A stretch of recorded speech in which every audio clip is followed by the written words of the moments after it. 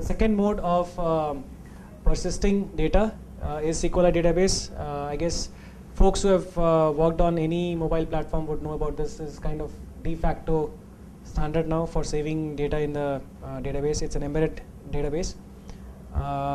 It's available on all platforms. It gives you, since it's a database, it gives you flexibility of all the construct that's available in a typical database. You can have indexes, triggers, and so on and so forth. For iOS, there is a C-based library, static library that is available. Since it's C-based, it's kind of a pain to write each and every for every statement that you want to run. You have to kind of open database, create a statement, browse, close the statement, finalize it, and close the connection. So there are nice third-party wrappers available to use, which are Objective-C. In Objective-C, we use that. There's an Objective-C library called FMDB. FMDB. It's open source in GitHub, so you can just download it. So first thing is that all programming in iOS is done in Objective-C. So it is very useful. It's not like a plain C programming where you need to call functions and it has good wrappers. Yeah, you can avoid writing boilerplate. It's more like somewhat like Java. Right. We can have a separate session on that. It embeds a lot of OOPS concepts like polymorphism, virtual functions, all that stuff. Right. It unfortunately doesn't have encryption support. So if you have some sensitive data to store, you should encrypt the value before saving in the database. There's no generic encryption available.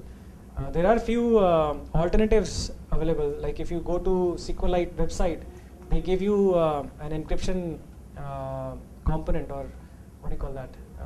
SQLite ENC. Yeah, so it's basically a file that they give. It's like an extension to the SQLite database that they provide. And if you use that extension, your database will be encrypted. But that is not part of the C library that comes as part of the OS itself. SQLite DB is a flat file? It's this database file. It's .db kind of file. I mean, it can be still read as a text file, right? Yeah. Yeah, so basically you can, like we showed, right? Mostly, so what will happen is you will save your database in the documents folder, right? And if you have saved something like password there, right? You can, using that some tools like iExplore, right? You can get the SQLite DB out of the phone and then open that in any SQLite browser and look at the sensitive data.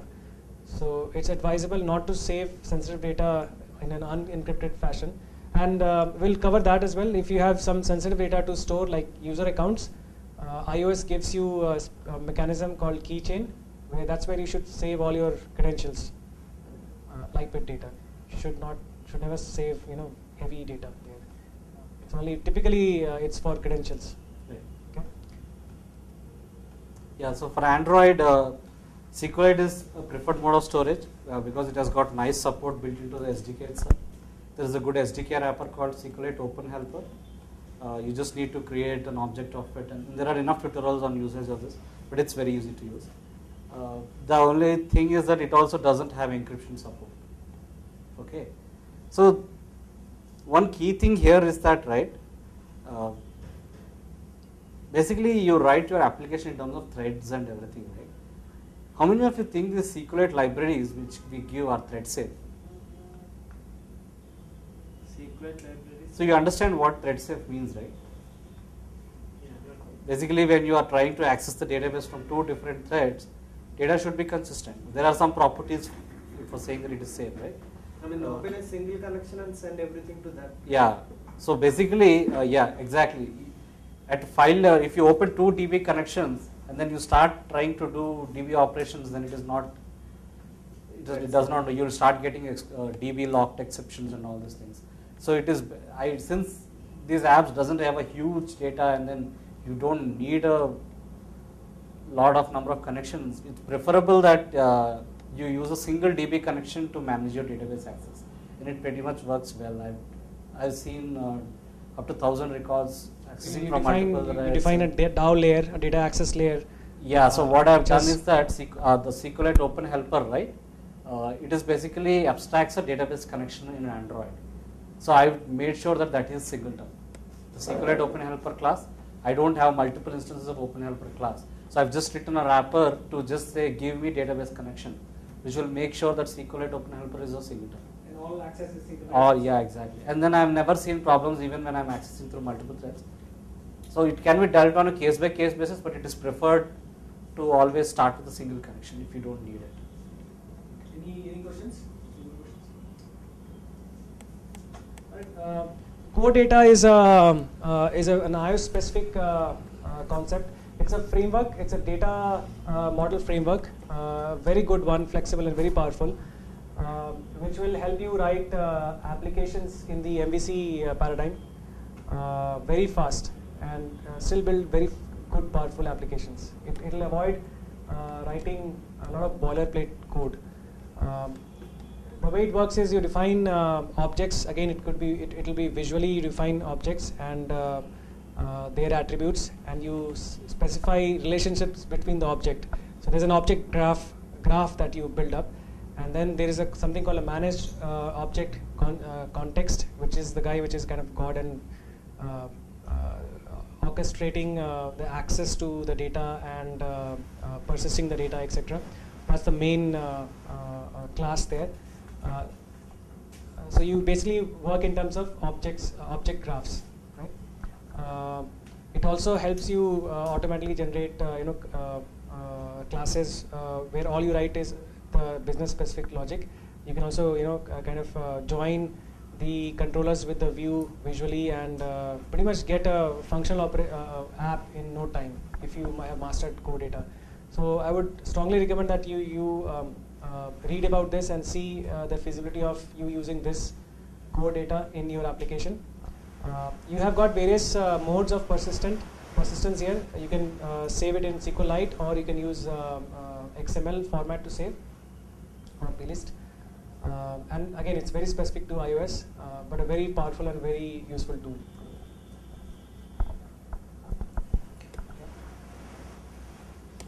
So another specific thing with Android is content providers. The idea of content providers is that it actually give you a consistent interface irrespective of what kind of data you are accessing. Let us see, some people store data in a database because they know relations and they can establish a structural format. Now let us say if your data is in files, right? Even there you still have a logic like give me all files starting with a record. Maybe in a mainframe word you will easily relate with it, right? Where COBOL deals mostly with files, with record IDs and all. So let's say if your data is in network, you say that query anything with this, query all members who are registered currently. And maybe my implementation would be to go to Facebook and get all the MEG members who are registered in a couple of days instead of local storage. So content provider, what it aims is that irrespective of what data you are trying to access, it just provides a unique interface. Okay. The advantage of this is that, right, from your code also you are trying to use the same interface. Now let us say you want to expose the same data to some other app. Like example, contacts, right? Contacts is all data. So you are providing the same consistent interface for every app to query contacts, right? So it is a very good way of sharing data across apps in Android. Okay, so if you have a requirement where, so one thing you should understand is that content providers doesn't mandate you to choose a file storage. Like underlying implementation of how data is stored is up to you. It is only the interface which actually used for querying data is same. So either internally you can store all contacts in SQLite DB, or you can always get contacts from backend server, from Amazon Web Service, or from Facebook server or somewhere. Okay, or you can put all contacts in a VCF file on disk and then you start querying it. Idea is that you just have a unique interface. Okay. Then every content in it is identified by a URI. URI is like a URL. You tell that this every content provider has an ID. Like contacts in Android, it has an ID. Like when we see data, we saw package IDs, right? Before com.fiblink. Or something. Similarly, you'll have com.google.contacts. That is like your URI. And then under it will have another section called what data you are trying to do. Okay, then maybe it will have com.google.contacts.gmail. accounts, maybe the name, and then under which every account in Gmail will again have an ID. So all this path to a particular item in a content, right? Like a particular content that will become a URL. So that's what URL is. And then there is a standard method for it. There is a query method for querying data from content providers. There is an insert method to put methods into content provider. Delete. All are based on URI. Then update. Update is you particularly update. Its name is self-explanatory. Get type is basically what kind of content you are trying to give. You are aware of MIME types, right? Right. Basically, image has a MIME type, JPEG, text format, or XML format. So what is the MIME type of the content I am storing? So the receiver application can handle the data appropriately. Okay. And then there is an on create, which is a life cycle event. When the content provider is created, that's when this gets called. Alright, next we move on to live data stores. If your requirement is that you don't have a structured data to the next one is live data store. The requirement here is you don't have a structured data to store, so you don't need a DB. Probably it's just maybe key value pairs that you want to save. So for that you can save it in XML stores, or there's also something called plist in iOS, which is like a de facto way of saving sort of dictionaries. It's a very common construct in iOS. It's again key value pairs of primitive data types, and you can have arrays, dictionaries within dictionaries. Okay, so you can arrange the data in that format and save it. Plist actually, this format is actually an XML format in the end, but you deal with that as an object in memory objects. So you can add dictionary, add key value pairs in that, things like that. When you save, you can also choose to save the file, the plist file, in a binary format or plain text format. I already covered this concept of keychain. So you should. I've found that it's very interesting that when you ask folks that you have got accounts information to save and where do you want to save it, people sometimes say that they'll save it in say a default plist. Every application has got a user default plist. That is not a good choice. You should never save your accounts information in an unencrypted fashion, either in user defaults or in database, because again database is unencrypted. So either save it in keychain or encrypt the data and save it in database. Or when we save it in keychain, does that mean other applications no, can also? No, other applications cannot access your app. There is again, if a company has two applications, they can share keychain data, and there is a way to do that. But yeah, you can access.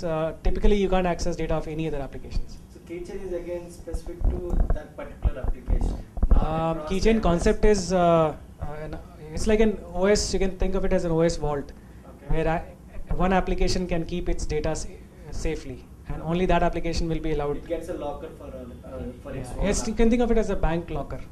Every application has its own locker. Okay. So now we have so many options, right? Which one do you want to choose? Let's say I give you a requirement that I have to develop an app on iOS and Android, which has to deal with a lot of data. Which one will you choose? SQLite. Why? I can store data easily, access easily, get the data back. As you said, synchronous actions can be done. That's right. But the key advantage with SQLite is that, actually you're right, you should prefer SQLite there, because it's basically you are developing for multiple platforms and you know that the SQLite exists for this and this, right? And like So instead of trying to spend time on one platform specific technology, maybe it is worth time investing on concepts of SQLite. Let us say if I just develop only for iOS, maybe I will spend enough time on core data, because that's really a very good framework. Okay, and then if I'm developing things for Android only, maybe I'll put some more time. Content provider, maybe it's not actually a data storage mechanism, but you might develop content providers and put your data in SQLite, so then you think of sharing data with other people. Okay. If your app is just key value pairs, you would go with like data stores. then we can also port data easily. So that's one good advantage. Alright, any other questions? Move on to the next topic. So the next thing is UI. So